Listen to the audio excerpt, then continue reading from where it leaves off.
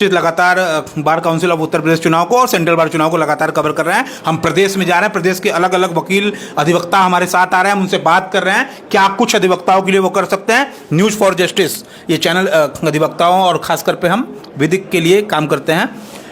Bar council का चुनाव नज़दीक है, क्या कुछ नया लेकर के आए हैं? आप भी तो प्रत्याशी हैं। जी, मैं आज बनारस की पावन धरती पे सिविल कोर्ट बनारस में हूँ और यहाँ पर जो भी हम लागू करना चाहते हैं, मेरी कार्यशैली क्या है, कार्यशैली मेंबर बनने के बाद क्या होगी, उसके लिए मैं आपको इस न्यूज़ के माध्यम से बताना चाहता हूँ। बहुत पहले से ये मांग चल रही है कि हमारे 60 वर्ष के जो अधिवक्ता जो वृद्ध हुए हैं उनके लिए एक पेंशन स्कीम लागू की जानी चाहिए और जो नए अधिवक्ता रजिस्ट्रेशन कराते हैं उनके लिए एक स्टाइपेंड, एक सहयोग राशि स्कीम लागू करनी चाहिए, जैसा कि झारखंड बार काउंसिल ने लागू की है और सुचारू रूप से चल रही है।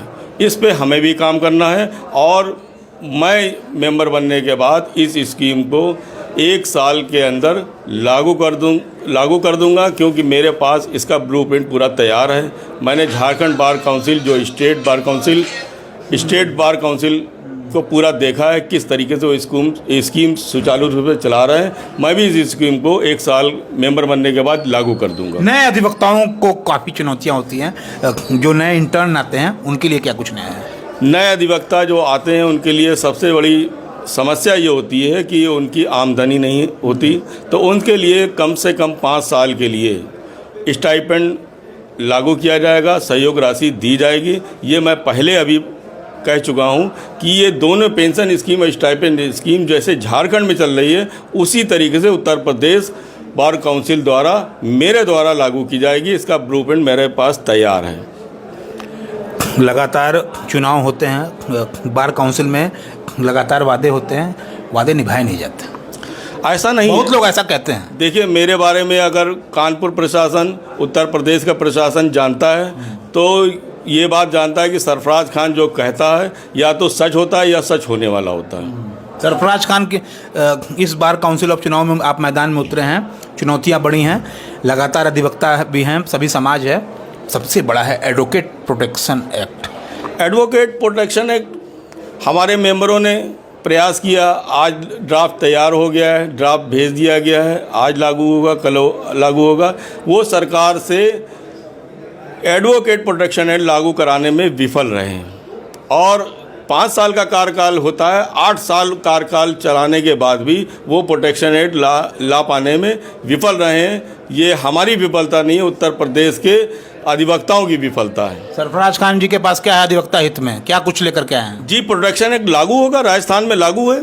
हम भी सरकार के पास जो ब्लूप्रिंट तैयार है उसके लिहाज से काम करेंगे और अधिवक्ता प्रोटेक्शन एक्ट लागू करा के रहेंगे। ये भी 1 साल के अंदर लागू होगा। जस्टिस BR गवई को लेकर के कल जो हुआ उस पर क्या रिएक्शन है आपका? देखिए, ये तो एक अजीबोगरीब घटना हो गई है, इसके बारे में मैं कुछ नहीं कहना चाहता, मगर हाँ जो है काफ़ी संयम से वकीलों को काम करना चाहिए। आखिरी सवाल, सदस्य बनने के बाद क्या करेंगे? सदस्य बनने के बाद मेरी बहुत स्कीम है, बताइए। मेरा जो है सबसे बड़ा मकसद है इस देश प्रदेश में अधिवक्ताओं की सरकार आनी चाहिए। अधिवक्ताओं की सरकार? जी, अधिवक्ताओं की सरकार। पार्टी बनाना चाहते हैं? पार्टी नहीं, पार्टी का नहीं, हर पार्टी में अधिवक्ता होना चाहिए।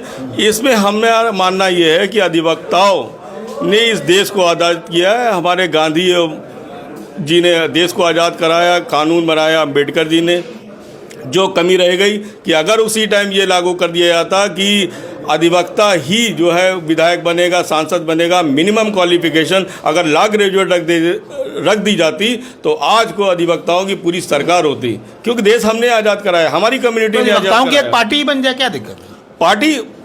पार्टियां रहें मगर अधिवक्ताओं का राजपाट रहे। जो भी लॉ ग्रेजुएट हो वो चुनाव लड़ाए अपनी पार्टी से, और इसीलिए हमारा तो पार्टी से मतलब नहीं है, हमारा मतलब ये अधिवक्ता सम्मान और सुरक्षा। इसलिए हम ये चाहते हैं कि अधिवक्ता किसी भी पार्टी को वो सरकार में शामिल रहे। हम जो है विधायक का चुनाव में विधानसभा में नगण्य हैं, जो शून्य पे हैं। आप इधर ले लीजिए, सांसद में हम जो 1% है, आधा % है, क्यों? हम चाहते हैं कि पूरे देश में राजपाट वकीलों का हो, इसलिए जो है हमारे मिनिमम क्वालिफिकेशन सेट होनी चाहिए, मिनिमम क्वालिफिकेशन लॉ ग्रेजुएट होनी चाहिए, क्योंकि वहाँ कानून बनता है, कानून पूरे देश प्रदेश में लागू होता है और उसको हमको ही मानना पड़ता है, हमारी जनता को ही मानना पड़ता है। तो वहाँ पर जहाँ कानून बन रहा है वहाँ हमारी जो है हमारे 0% पे हैं, तो हम चाहते हैं वहाँ पर हम 100% में हो, विधानसभा में हो, राज्यसभा में हो, लोकसभा में हो, MLC विधान परिषद में हो, लॉ ग्रेजुएट आदमी वहाँ पहुँचे, पढ़ा लिखा आदमी पहुँचे। स्मार्ट सिटी की बात हो रही तो स्मार्ट जो है सांसद की भी बात होनी चाहिए, स्मार्ट जो है विधायक की भी बात होनी चाहिए। तो विधायक स्मार्ट तभी होगा जब लॉ ग्रेजुएट होगा। तो ये तो हमारे साथ बार काउंसिल उत्तर प्रदेश के प्रत्याशी सरफराज खान जी, जिनका ये कहना है अधिवक्ता हित के बारे में बात की है, कुछ नया लेकर के आए हैं। इनका कहना है कि अधिवक्ता, सांसद, विधायक और सरकार भी चलाए, जैसे नेहरू के ज़माने में नेहरू जी भी एक अधिवक्ता थे, इस तरह की कुछ नया भी लेकर के आए हैं। बाकी आप सब अधिवक्ताओं का है। वीडियो को जरूर देखें और सर को भी देखें, सर की बातों को सुनें। धन्यवाद।